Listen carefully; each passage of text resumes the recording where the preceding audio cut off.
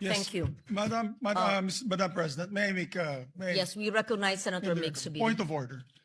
Madam President, the point of order. Under Section 93, 94, and 95 on unparliamentary acts and language, I just want to point out that the video that the lady senator presented was obviously opinionated, a propaganda tool, right?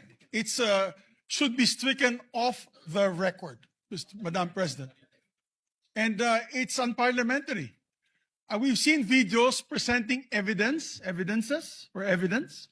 on issues that are taken up on the floor. Senator Tulfo always comes out with videos showing people being mauled, people being abused for the information of this body to act on that particular issue. But to come up with an opinionated piece like that, ganong klaseng video na propaganda, na sowing intrigue.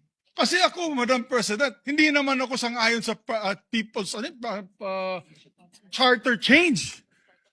I was the first one in this institution who fought that kind of move with the PI, and all of us together, kaming lahat, for the first time in the history of the Senate, 24 senators tumayo dyan at pinasapu natin yung Contra People's Initiative, na fake People's Initiative, na talagang kinall out natin yung lahat ng grupo ng tumutulak nun, from the Speaker and even Malacanang, kinalaban natin.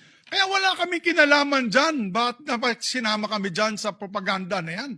Na dahil kami, Duwag 11? Ano ba yan? Bulaga 11? At grade 13? That should not be shown here. Because what will stop us now, Madam President, for that lady senator, that we come up also with a propaganda video here, papalabas din namin, yung mga sala nila. Oo, kung ano-ano, hindi naman kami ganyan. No? To gain traction, to gain views and publicity, will destroy our fellow colleagues here? Walang ganyanan.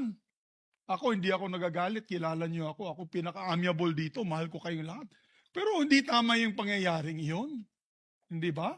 Kung galit po kayo, magsalita po siya dyan, mag-aalis siya sa gobyerno niya. Mag-aalis siya sa kapatid niya. Burahin niya kapatid niya. Pero wag naman niya idamay yung mga tao na walang kinalaman dyan. Katulad yan, never ako kinausap ni Senate President Soto. Never ako kinausap ng mga kasamahan ko dito about charter change. Kasi alam din nila, tutol ako. Tinanong ko din sila, wala silang kausap, wala silang kinalaman, wala silang alam sa charter change. This whole group is just nodding, shaking their heads. There is no such thing. Inday Badida,